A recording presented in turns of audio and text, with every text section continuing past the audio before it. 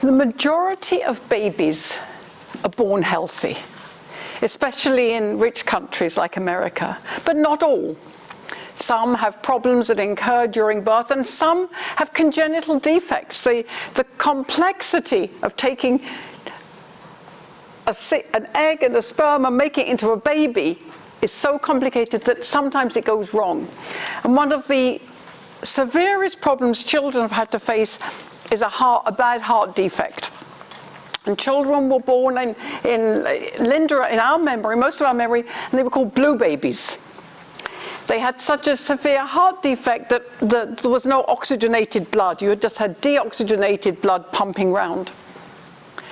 And in 1944, a team at Johns Hopkins University treated the first blue baby and saved her life. And it was a male surgeon, a male white surgeon, Alfred Blaylock, a woman pediatrician, Helen Tausig, and an African-American man who was the technician. Now, that doesn't sound like much a technician, but the technician was the person who worked in the lab, mainly on dogs, I hate to say that bit, practicing and practicing and practicing until they knew how to do it, how to sew all the blood vessels together.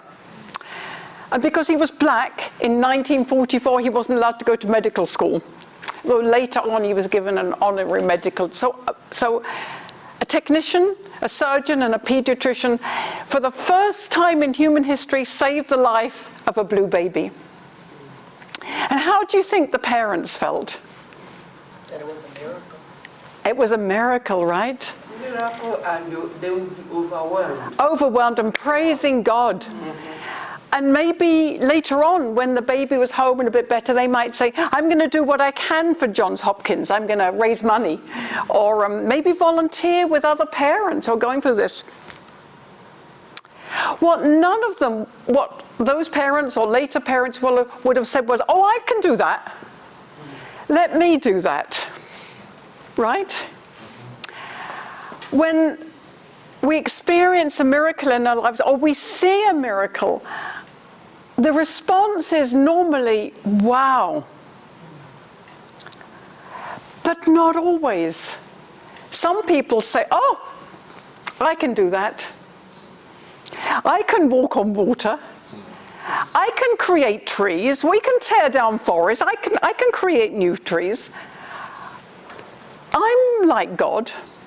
When we respond like that, we put the world in danger. When we respond with awe and with gratitude, we put the world on a safer path. Now, I feel sorry for Peter, because didn't he have a knack of saying the wrong thing at the wrong time? Oh, my stars. You remember the Transfiguration? He and James and John are invited to see Jesus honored by God in the presence of Moses. I mean, this is huge. I mean, can you imagine if this was here? We'd be like, oh, my stars, they're sitting here. You'd be gobsmacked. You wouldn't know what to say or do. You'd just be in awe. What did Peter say? He wants to build a house. Yes. Peter said, oh, it's great, I'm here. And he didn't even include himself in that. Yeah, that's true. He said he was going to build 3 tents. One for Jesus, one for Moses, one for Elijah. One for Elijah. In other words, he could make the whole experience better. Yeah. God had set up this situation, but Peter could make it a whole lot better. Good job, I'm here. Right? Like people do with the gospel message. We have this wonderful gospel message that God loves us. People say, I can better that. If you send $1,000 to my church, then I'm gonna bless you with a fortune or something. We try to better God's message. And then when Jesus was arrested, I mean, some people would hold their hand. It's okay, I'm with you in this. Or pray. Or be like Dr. King and kneel down in front of the armed soldiers. Not Peter. What did Peter do? He drew the sword. Yeah. Yeah, that's right. Given all the options, given 3 years with Jesus, he chose random violence. And Jesus had to say, stop it. No. Because he jumped in. He didn't stay in the moment. He didn't stay prayerful. He didn't stay silent. And then we come to the story we read today, and we always read it that Peter's lack of faith made him nearly drown. Peter's lack of faith made him walk. And lack of focus on Christ. Exactly. Exactly. Because it should have been awe, like the Transfiguration. Oh, God, this is amazing. And Jesus was walking on water to calm them, to comfort them, to assure them that under all circumstances, Jesus will be with them. And Peter said, great trick, I can do this. And he turned it back on himself. Peter had a knack of any situation turning it back on himself. One of the spiritual blogs I read is a Jewish blog, and the rabbi is called her blog's the Velveteen Rabbi, and she says God is not a waitress who comes up to you and say, what can I get for you today, hun? But that's how we treat God, right? So when Peter sees Jesus walking on water, he doesn't say, I feel comfortable now. I feel calm now. I know that Jesus is with me. Oh, I can do that. Me. Right? Have you ever, when you have toddlers, you do something. You're working with a power saw or something. I can try that, Daddy. I can try that. And Jesus, like the parent of any toddler, said, "Okay, you give it a go." And of course, Peter failed, because when we turn things on ourselves, that's where fear and failure lurk, instead of focusing on God, where we have success. Success as human beings, success as people of faith. We pray to God, God, please give me that promotion. And so we get a promotion. Well, hang on a minute. I'm not quite trusting you, let God. How about a raise, right? Don't we do that? And we keep pushing and because we don't quite trust what we're seeing. Because our eyes are on us. Our eyes are not really on God at all. And Elijah had to learn that. Elijah has been described as the Bible's angriest person. That's kind of a sad distinction. And he thought by being cruel and tyrannical against anybody who didn't follow Yahweh, he was pleasing God.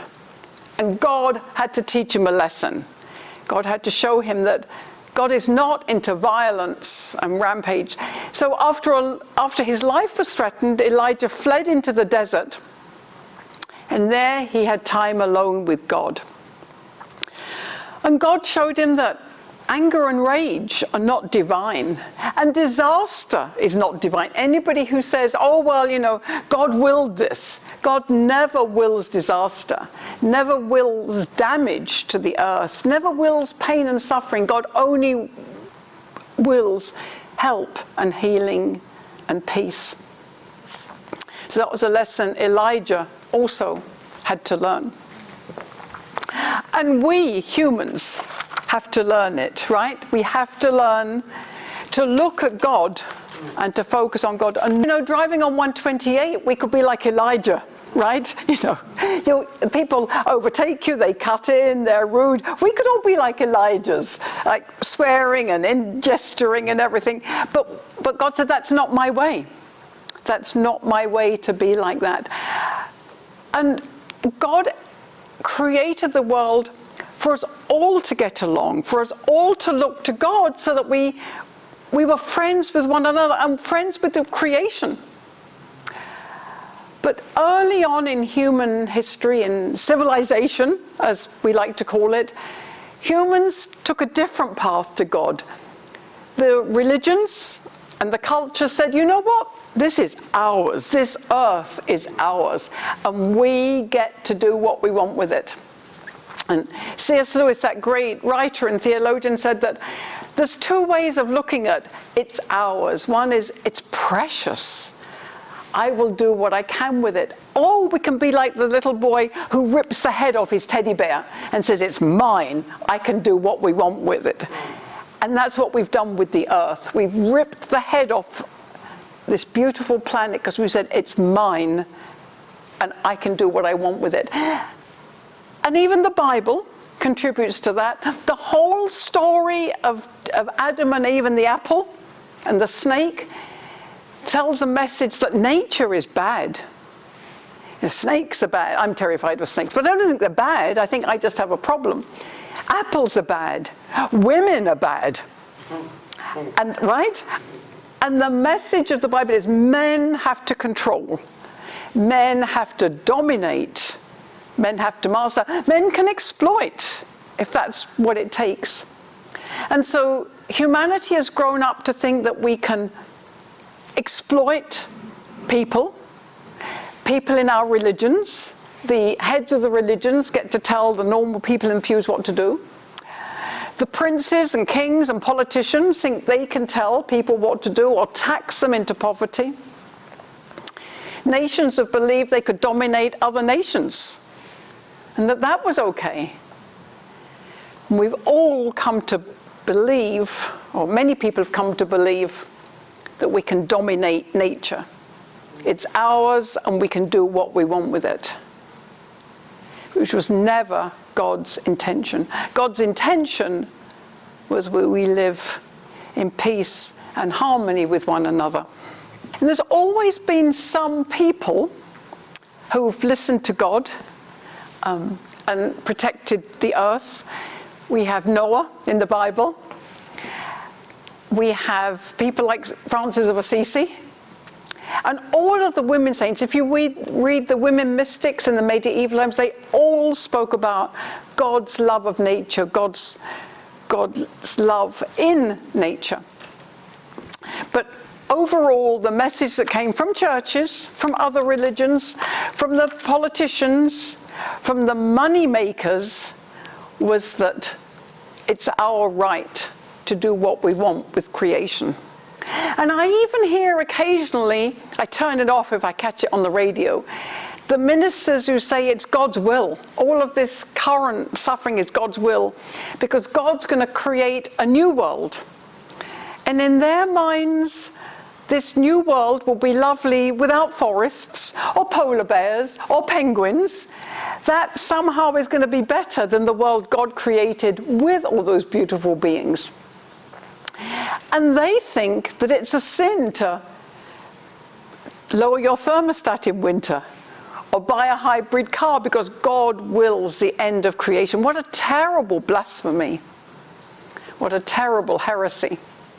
And what we find is that people, whether they're ministers or political types or church types, they want the chance to play at God. And that's why they say these things, that's why they do things. But God is the only one who is God. And when we focus on God, we do the right thing. Now, there's a management theory which is called the Peter Principle. Ben, do you know what the Peter Principle is? You can't hear in there. So the Peter Principle says that every person in a corporation, every person is promoted to the level of their incompetence. And the management guru who wrote it, his last name was Peter. So that's the Peter Principle.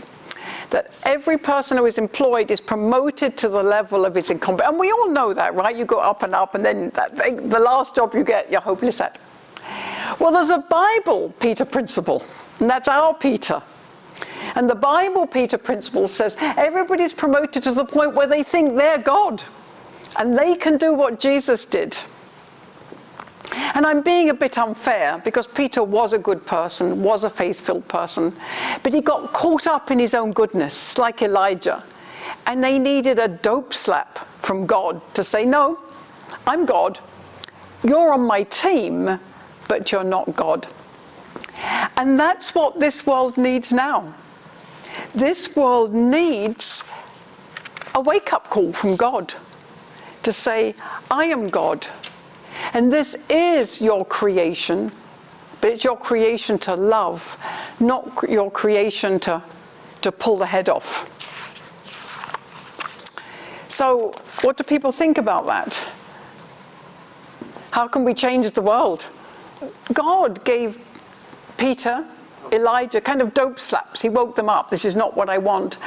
And the world needs that from God now. And I would have thought that all these fires all these floods, that would have been enough, but it doesn't seem to be. So how can we help God tell the world that this is your beloved, this is my beloved creation, it's yours too, and you've got to take care of it? Because when priests and pastors are telling people, this is fine, this is cool, this is God's will, it's very discouraging, right? So how do we get out God's message? How can we be God to Elijah? Or the churches that say don't take care of the planet, they don't respect God either. They have no awe of God. God for them is some sort of financial transaction, or even the end of, after death transaction. There is no love and awe of God, because if there was, you would have to take care of God's planet. So, yeah, leadership in sort of humility. I can't create a tree. And leadership in awe. To stop and say, wow, can you see? Everybody go up to my office afterwards. There's a creeper trying to come in my office window. I think it's something out of a Stephen King book. But one day you'll find me. I'll be like this. But if you look at this creeper, it's got big tendrils that are taking it up from the ground. It's got these little tiny tendrils that are threading through the holes in the screen to get in. It's like, oh my, this is brilliant. You or I we couldn't even imagine it. That how can a tree or a plant make big, strong shoots to climb up a wall and little tiny shoots? And what's the point? Why does it want to weave its way round? There must be a point for it. But if we stood there in awe, well, we might kind of trim it back off my window before it strangles me. But you wouldn't want to go out there and set fire to it or spray it with chemicals, because it's brilliant. It's a work of science and art. And so we need to be leaders in humility and leaders in awe. And many years ago, I had a friend who, we did our Bachelor of Nursing together. And she was early to feminism, early to creation theology. And her daughter was working as a housekeeper in a big house in Cape Cod. And Marie went down to see her daughter. And they were walking around the house, or this big house on the street. And the owner of the house pointed to a cobweb. And as she started to, of course, criticize my friend's daughter because for not cleaning it, but Marie said, "Oh, isn't that beautiful?" And she wasn't being phony. That's how she was. Look at the sun. Look at the intricacy of the weaving. Look at the sun on it. Wow! And I think the homeowner shut up. But we need more. Wow, we need more wow in our lives. We don't have it. We don't have it for cobwebs, for creepers that are trying to strangle me, for trees. And that's neither did Elijah or Peter. Peter never said, wow. Peter said, I can make it better. I can fix it. I can do it. He was full of himself. I know. But it's a good lesson, and because it's a lesson that even if you're a good person and a faith-filled person, it's easy to step over the boundary of our humanity, of what is our job as humans and what is God's job. And when we step over the boundary, problems happen. Because we're not meant to walk on water. We're meant to care for water and share water.